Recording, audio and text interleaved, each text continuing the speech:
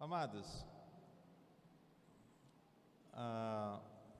vamos continuar ouvindo a respeito de algo que nós precisamos viver mais do que nunca, que é proclamar a verdade ao mundo.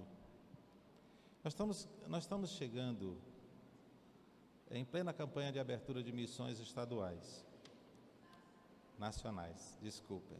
Minha esposa aqui está sempre me ajudando, é uma ajudadora fiel. Missões nacionais.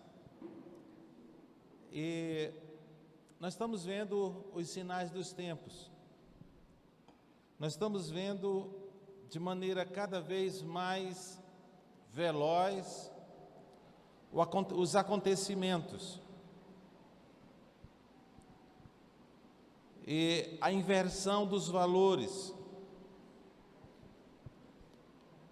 As catástrofes naturais.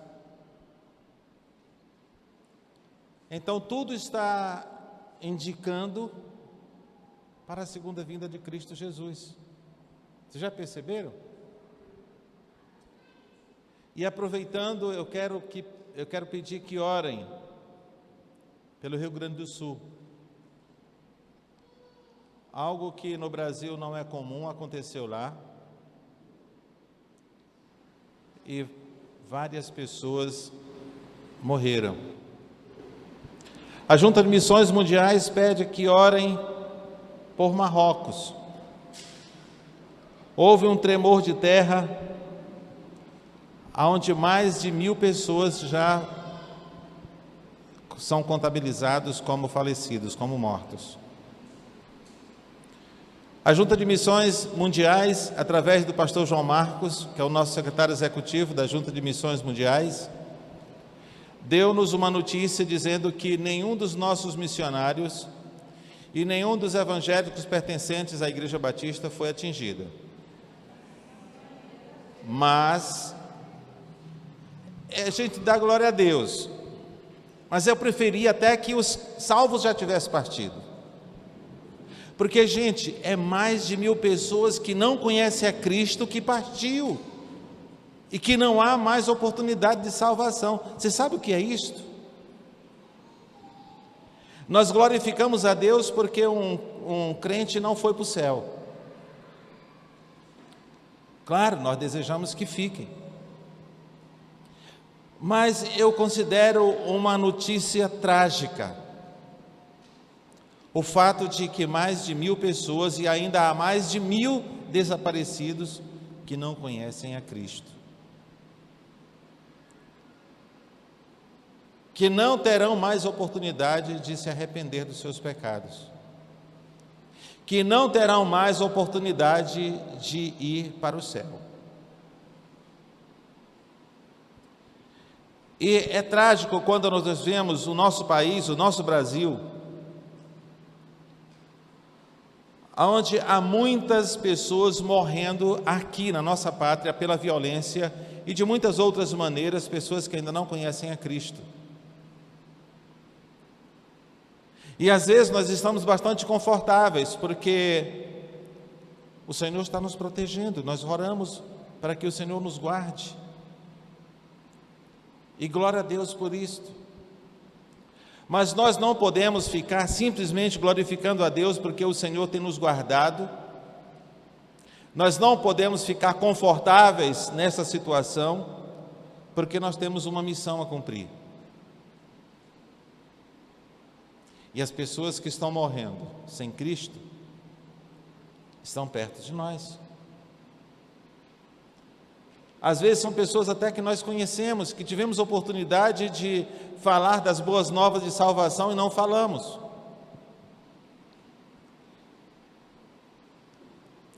E o que nós queremos ver nesta noite, através da nossa mensagem, a nossa responsabilidade permanece, não mudou. A responsabilidade minha e sua de promover o reino de Deus, de proclamar a verdade ao mundo. O nosso mundo começa onde nós estamos, dentro da nossa casa.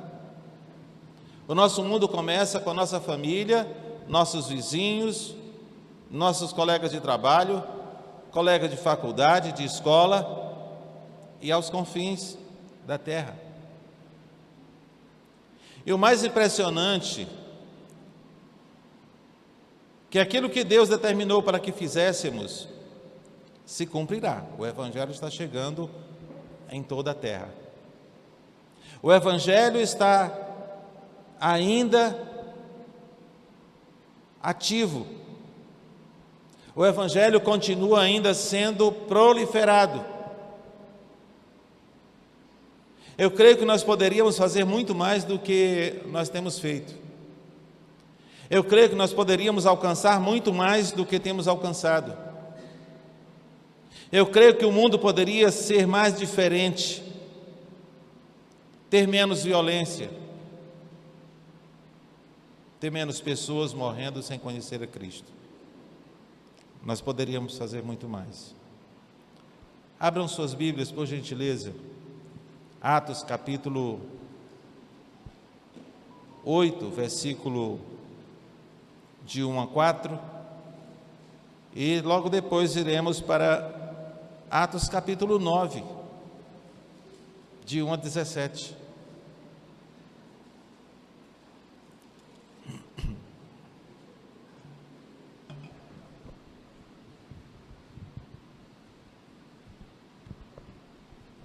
Vamos ficar de pé mais uma vez em reverência à palavra do Senhor agora.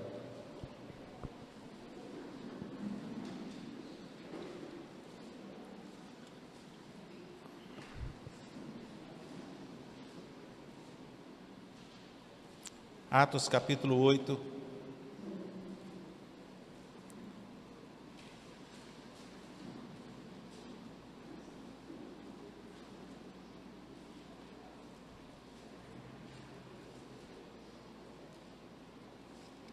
Do versículo 1 ao versículo 4, capítulo 8 de Atos.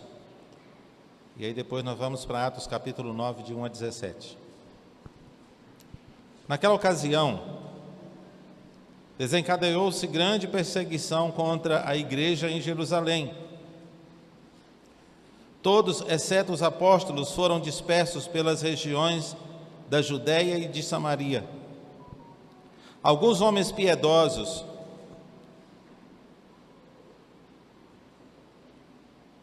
sepultaram Estevão e fizeram por ele grande lamento.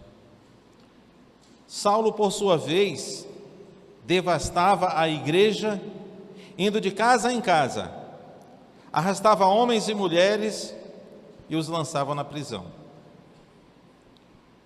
Os que haviam sido dispersos pregavam a palavra por onde quer que fossem. Capítulo 9.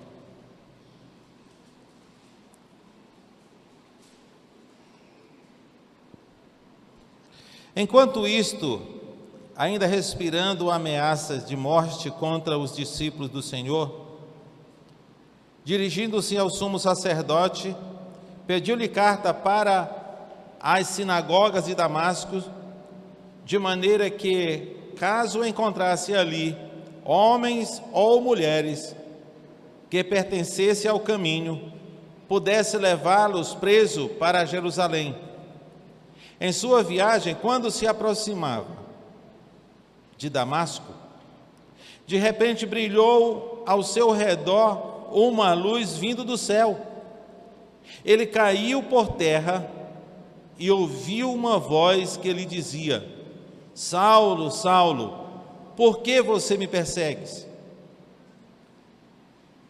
Saulo perguntou: Quem és tu, Senhor? Ele respondeu: Eu sou Jesus, a quem você persegue. Levante-se, entre na cidade, alguém lhe dirá o que você deve fazer. Os homens que viajavam com Saulo pararam, emudecidos. Ouviram a voz, mas não viram ninguém. Saulo levantou-se do chão, abrindo os olhos, não conseguia ver nada. E os homens o levaram pela mão até Damasco. Por 3 dias ele esteve cego, e nem comeu, e nem bebeu.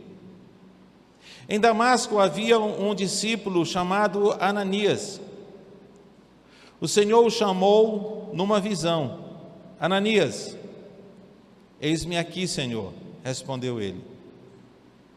O Senhor lhe disse: vá à casa de Judas, na rua chamada direita, e pergunte por um homem de Tarso, chamado Saulo. Ele está orando. Numa visão viu um homem chamado Ananias chegar e impor-lhe as mãos para que volte a ver. Respondeu Ananias: Senhor, tenho ouvido muitas coisas a respeito deste homem e de todo o mal que ele tem feito aos teus santos em Jerusalém. Ele chegou aqui com autoridade ou com autorização dos chefes dos sacerdotes para prender todos os que invocam o teu nome. Mas o Senhor disse a Ananias: vá, este homem é meu instrumento escolhido para levar o meu nome perante os gentios e os reis e os seus reis, e perante o povo de Israel. Mostrarei a ele o quanto deve sofrer pelo meu nome. Então Ananias foi, entrou na casa, pôs-lhe as mãos sobre Saulo e disse: Irmão Saulo, o Senhor Jesus que lhe apareceu no caminho por onde você vinha, enviou-me para que você volte a ver e veja, cheio do Espírito Santo. Podeis assentar.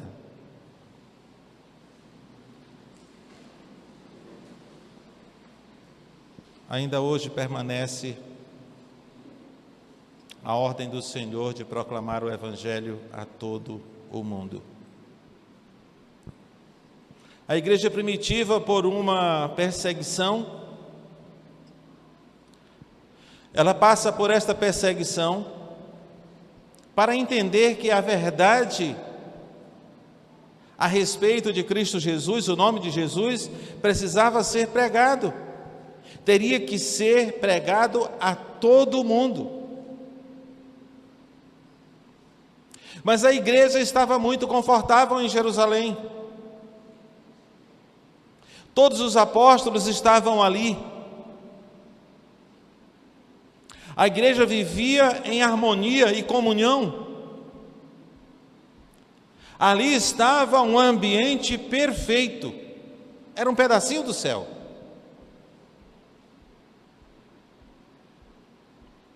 Você pode perceber em Atos capítulo 2, do versículo 42 ao 47, que diz: E eles se dedicavam ao ensino dos apóstolos e à comunhão, ao partir do pão e às orações. Todos estavam cheios de temor, e muitas maravilhas e sinais eram feitos pelos apóstolos. Os que criam mantinham-se unidos e tinham tudo em comum. Vendiam suas propriedades e bens, distribuindo cada um conforme as suas necessidades.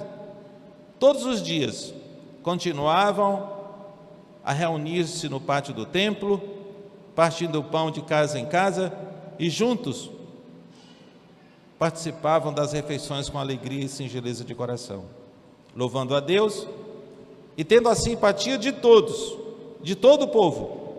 E o Senhor lhes acrescentava diariamente os que iam sendo salvos. Que maravilha! Quem não gostaria de ser membro de uma igreja dessa? Quem não gostaria de se congregar nesta igreja?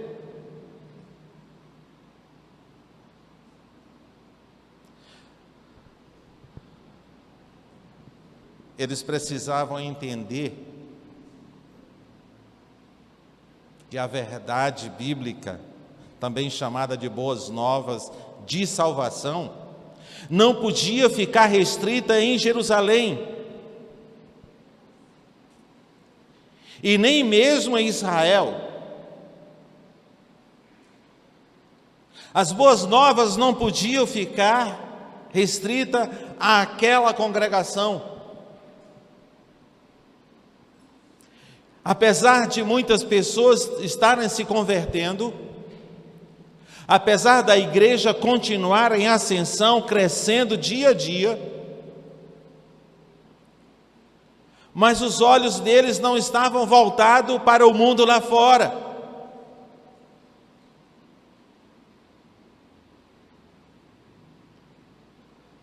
As cidades circunvizinhas, Samaria, nem pensar.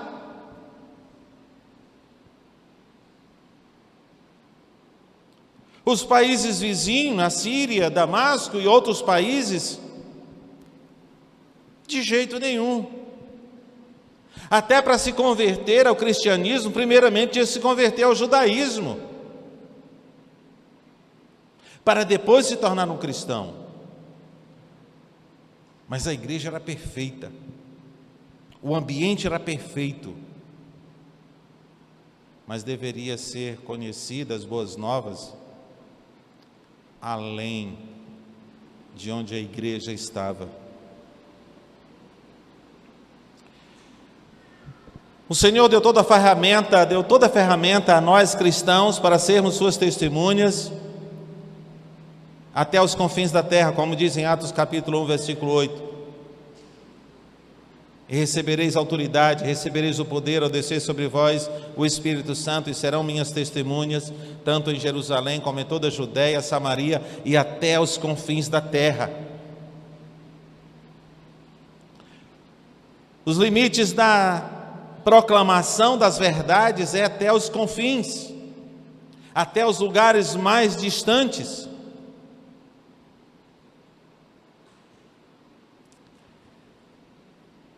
O que se percebe é que nada pode deter, nem hoje, nem nos dias de hoje,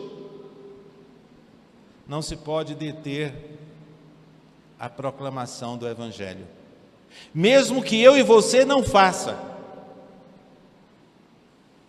O Senhor pedirá conta de nós, mas mesmo que nós cruzemos os braços, o Senhor levantará outros para que o seu Evangelho cumpra a missão que deva ser cumprida, chegar aos confins da terra.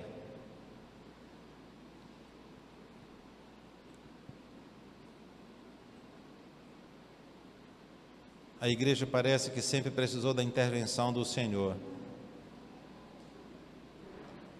que é todo-poderoso e Senhor da igreja. Principalmente quando nós não fazemos aquilo que nós somos chamados a fazer. O Senhor intervém, como interviu na igreja primitiva, quando eles ficaram somente em um só lugar, uma igreja em Jerusalém. A proclamação da verdade ao mundo precisava se iniciar. Vamos voltar para Atos capítulo 8.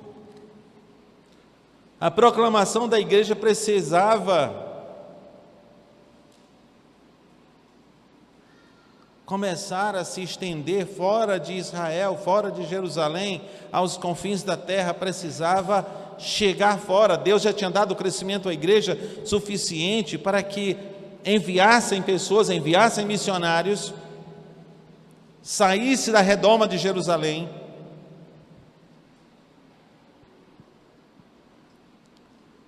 E aí, com a morte de Estevão, inicia-se uma perseguição à igreja e os cristãos se dispersam por toda a parte. Os cristãos são perseguidos. E Deus usou a terrível situação da perseguição para a sua glória. Porque assim como os cristãos foram dispersos, as boas novas também se dispersaram para fora de Jerusalém. As boas novas do Evangelho também se espalhou por toda a terra. Se não tivesse acontecido a perseguição à igreja, se não tivesse começado com a morte de Estevão, a igreja teria demorado mais, eles estavam muito confortáveis.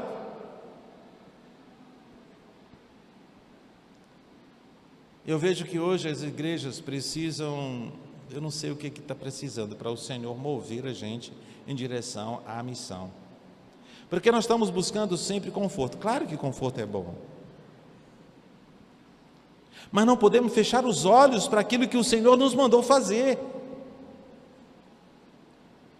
As igrejas estão investindo cada vez mais no seu próprio templo, cadeiras confortáveis, que os irmãos até dormem, nem escutam a mensagem. Acho que é bom a gente voltar aos bancos de madeira, aquele que dói as costas, não é? Para que ninguém durma. Porque a igreja, quanto mais confortável, climatizada, cadeiras confortáveis, estamos buscando sempre mais conforto, a mensagem tem que ser agradável, não pode mais bater no pecado, não pode constranger quem ouve. Precisamos do conforto, porque eu não vou mais à igreja, porque cada vez que eu vou, o pastor está falando alguma coisa que me incomoda. As igrejas estão em busca de mensagens coach, de algo que afaga o coração, e o assento também tem que ser confortável, porque senão, não vou mais naquela igreja. A igreja está precisando de uma sacudida do Senhor, de uma intervenção de Deus, para que a gente veja a nossa missão, responsabilidade que temos para com aqueles que ainda não conhecem a Cristo. A igreja primitiva precisou desse saculejo de Deus, como minha mãe sempre diz, um saculejo, pegar assim, dar uma sacudida boa, para enxergar o que precisa enxergar, para ver o que precisa ver, para fazer o que precisa fazer, para levantarmos, acordarmos de uma sonolência que eu não sei como está acontecendo em nossas igrejas.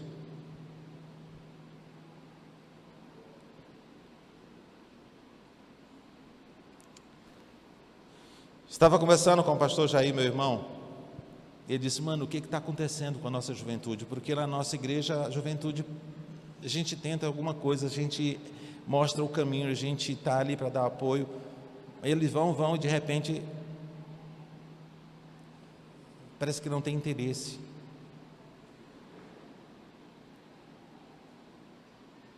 A liderança da juventude até tenta alguma coisa, mas o jovem não corresponde.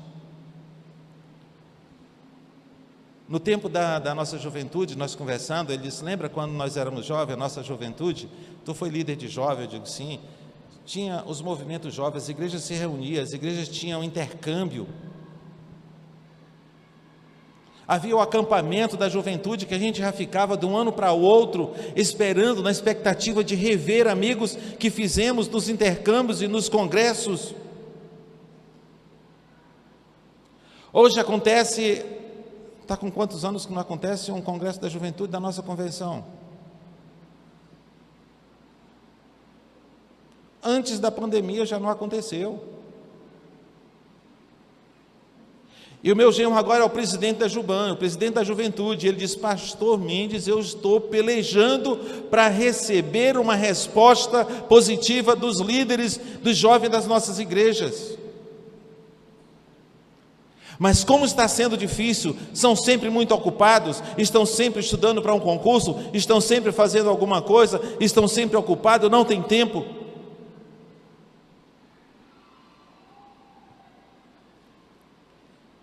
E nós dizemos que o jovem é o futuro da igreja. Não, é o presente. É o presente da nossa igreja. Uma igreja com a juventude que não se move é uma igreja triste. Que juventude é sinônimo de alegria. E há muitos jovens morrendo sem Cristo.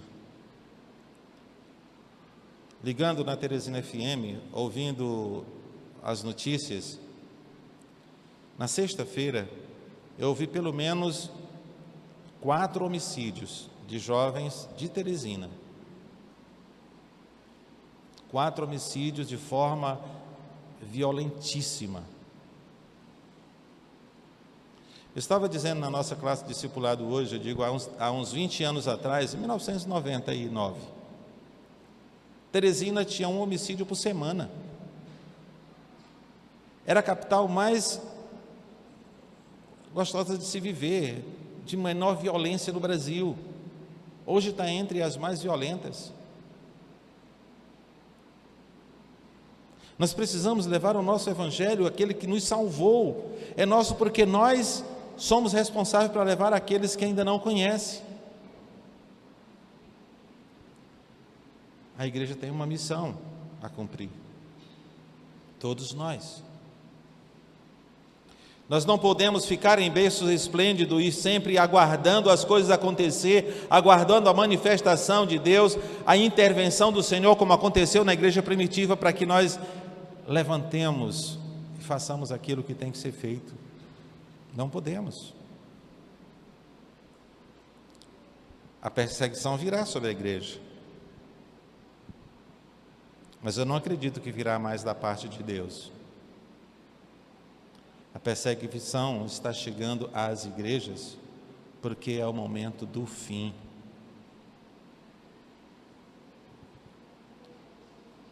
E a palavra do Senhor é muito clara. Em Mateus capítulo 24 você vê o prenúncio das últimas coisas. E fala tantas coisas terríveis. Ele diz assim, isso é só o começo. Ainda se levantarão contra vocês por causa do meu nome, e os lançarão em prisão. E aí o negócio vai começar a pegar, e vai saber de fato quem é crente de verdade. Apesar de muitas pessoas acreditar que a igreja não passará pela tribulação, e se passar, porque eu creio que passa, mas não é obrigado você acreditar do meu jeito, porque se não passar, glória a Deus. Mas se passar, estou preparado, porque estou aguardando.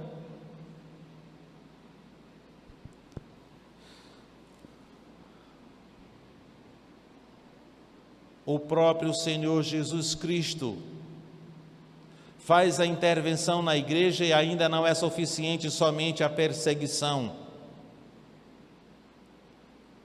Há um soldado nas trincheiras do inimigo,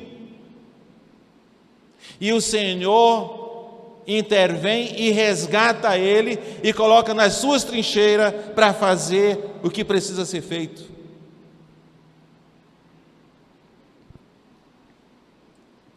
Saulo era um inimigo feroz contra a igreja. Era o perseguidor mais temido pelos cristãos. E o próprio Senhor Jesus ganha para o seu exército o perseguidor da igreja. Veja que no começo da igreja o Senhor se manifestava para que a igreja proclamasse o evangelho a todo mundo. Sempre o Senhor se manifestou e se manifesta ainda hoje. E de muitas maneiras Ele tem se manifestado para que o evangelho não seja impedido de fazer a sua missão, de cumprir aquilo que Ele foi transmitido a cumprir. Começou pelo próprio Cristo.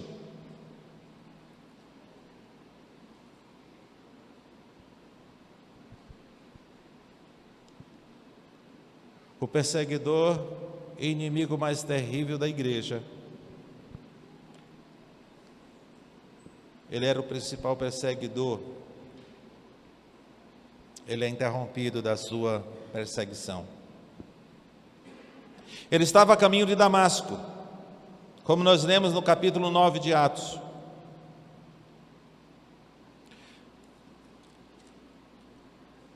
No capítulo 8, versículo 3, após a morte de Estevão, diz o seguinte, o texto: Saulo, por sua vez, devastava a igreja, indo de casa em casa, arrastava homens e mulheres e os lançava na prisão.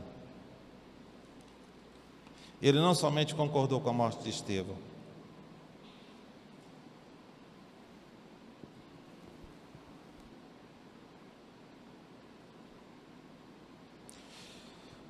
observando a Escritura Sagrada, às vezes, muitas vezes, Deus feriu as pessoas com cegueira, assim como fez com Saulo, para impedi-las de realizar um propósito maligno, ou uma medida temporária, para ganhar a situação. Em Gênesis capítulo 19, versículo 11, você vai ver que Sodoma, na destruição de Sodoma e Gomorra, quando os anjos entram na casa de Ló, os homens de Sodoma queriam possuí-lo, queriam fazer mal a eles. E o Senhor cegou os homens que estavam lá, querendo aprontar com os anjos e com a família de Ló. No capítulo 19, versículo 11, fala sobre isto. Vamos conferir.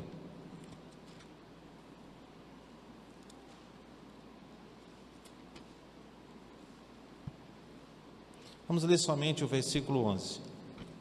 Que todo o capítulo é falando da destruição de Sodoma e Gomorra. O versículo 11 diz: depois feriram de cegueira os homens que estavam à porta da casa, dos mais jovens aos mais velhos, de maneira que não conseguiam entrar na porta. Mas não foi somente aqui. Quando Eliseu estava sendo perseguido, porque ele avisava ao rei Ezequias, em 2 Reis capítulo 6,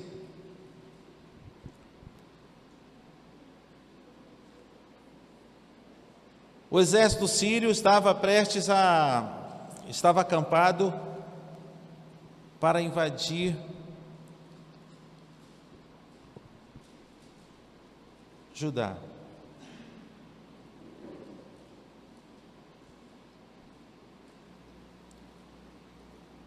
Estava para invadir Israel.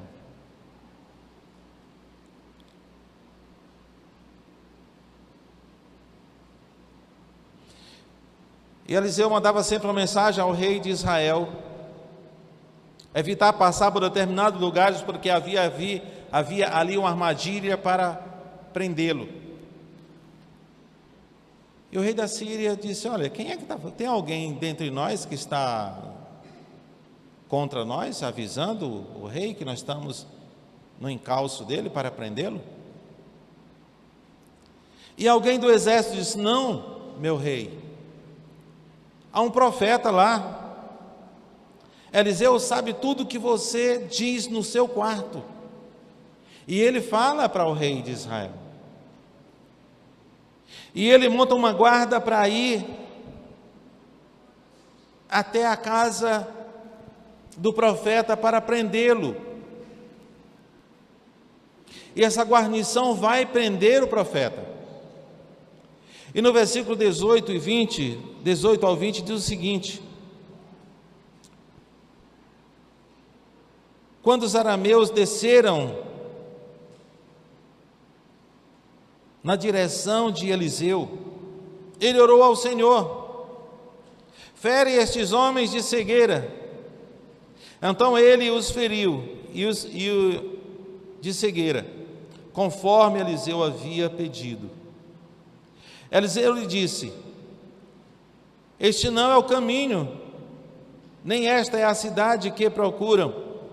Sigam-me, e eu os levarei ao homem que vocês estão procurando. E os guiou até a cidade de Samaria. Assim que entraram na cidade, Eliseu disse: Senhor, abre os olhos destes homens para que possam ver.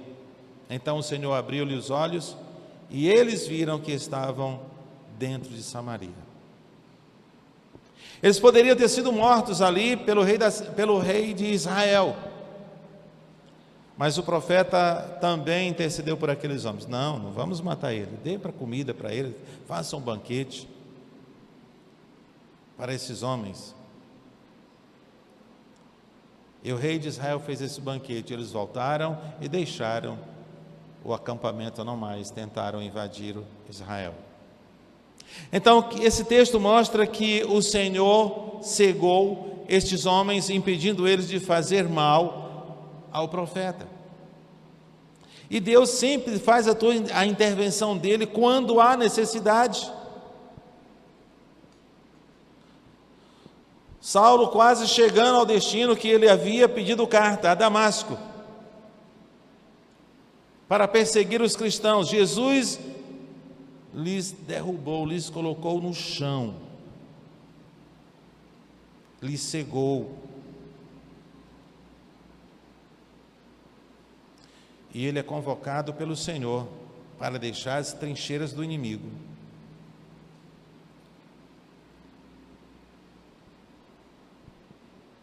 E marchar nas suas trincheiras.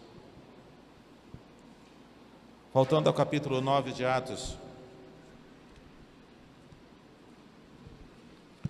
Quando Deus chama Ananias para visitá-lo, para ir até lá e curá-lo da cegueira. Ananias diz que está temeroso, pois o que ele escutava a respeito de Saulo, das perversidades que ele havia cometido, era temeroso ir até ele.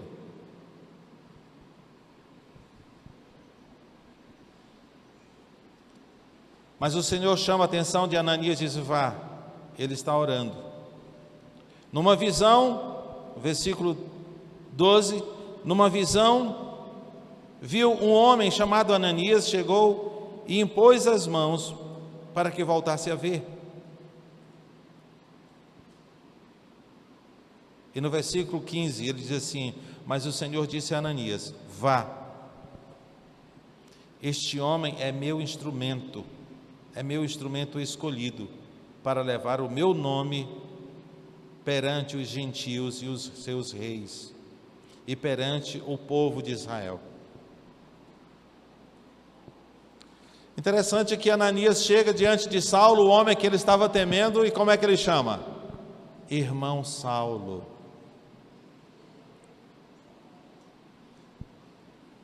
Eu fico pensando, Ananias temeroso, e quando o Senhor fala que ele agora era um instrumento, ele chega lá e diz: irmão Saulo, eu vim aqui porque o Senhor Jesus, aquele que tu encontrou lá no caminho, aquele que te derrubou, me mandou aqui para que eu te curasse, meu irmão. O Senhor já havia dito a ele que ele seria um instrumento dele, de Jesus, para levar o evangelho aonde os judeus ainda não tinham levado, aos gentios.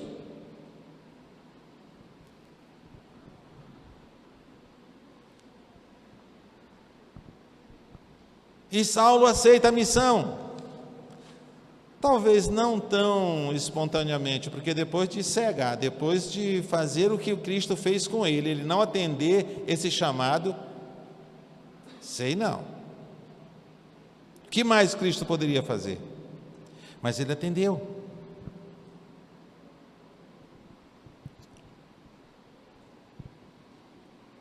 Amados, para que a missão do Senhor Jesus se cumpra, Deus resgatou um homem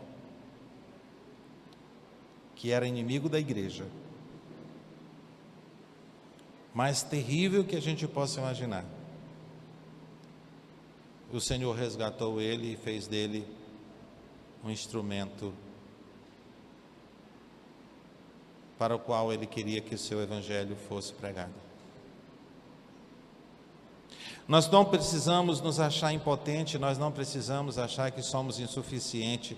O Senhor sempre fará a sua intervenção para que o seu evangelho chegue de maneira clara, chegue ao coração de quem precisa, O Senhor é quem nos utiliza. E uma coisa interessante que a gente precisa entender: quem convence o pecador do pecado, da justiça e do juízo é Ele. Apenas temos que pronunciar as boas novas, apenas temos que levar o Evangelho. O mais fácil é nossa missão. E Ele sempre fará a intervenção que houver necessária a fazer. E a igreja precisa despertar-se para isso. A vontade do Senhor é cumprida.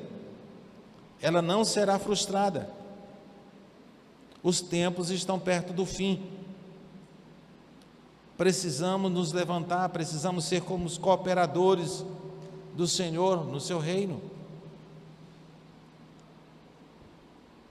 E porque amamos o Senhor é que devemos fazer isto, em demonstração de amor àquele que nos salvou, em demonstração de amor àquele que nos deu a vida. Precisamos cumprir esta missão. Precisamos nos dispor para essa finalidade. A igreja foi formada por Cristo para isto. Se nós não cumprirmos esta missão, o que será de nós? É nossa responsabilidade. Coloquemos-nos à disposição do Senhor, de maneira que quando Ele voltar, sejamos de fato aprovados por Ele.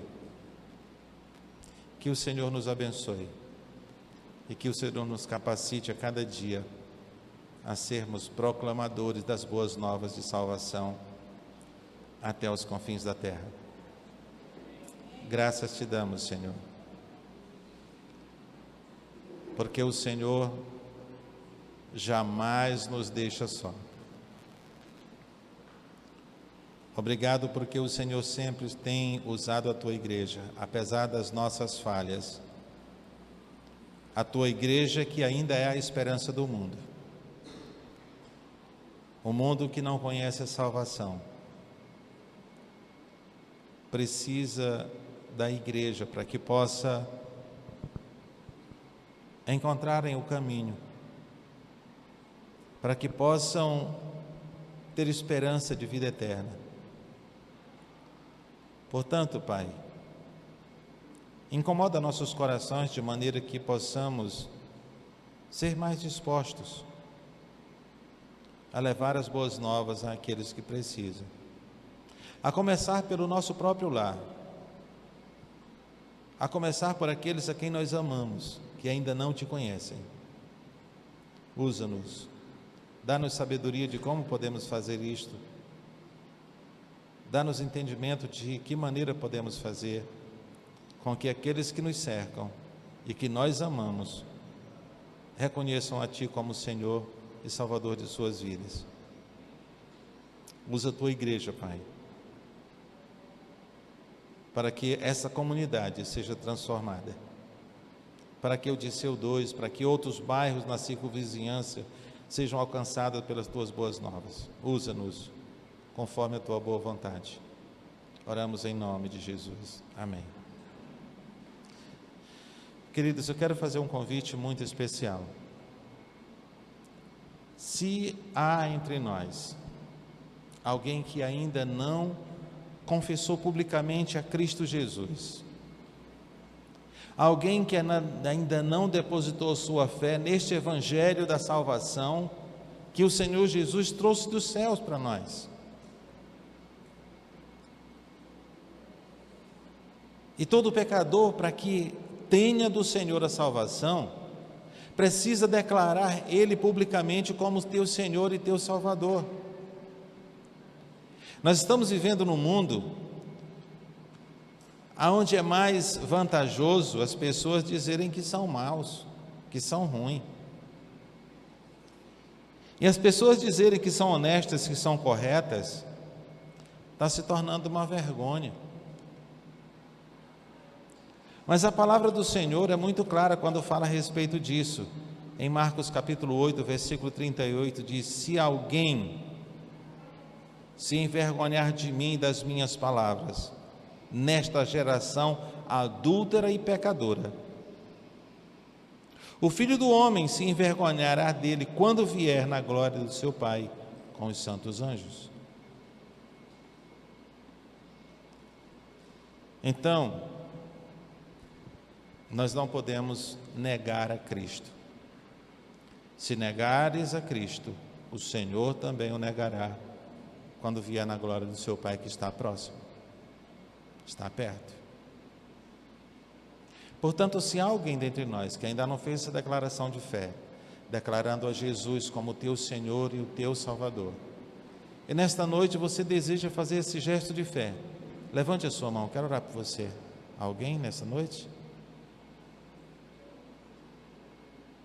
Se você ainda não fez essa declaração de fé, e você deseja hoje aqui, levante a sua mão, quero orar por você. Alguém? Se não há, que o Senhor te dê sempre uma nova oportunidade e que você possa tornar público a sua fé em Cristo Jesus o quanto antes.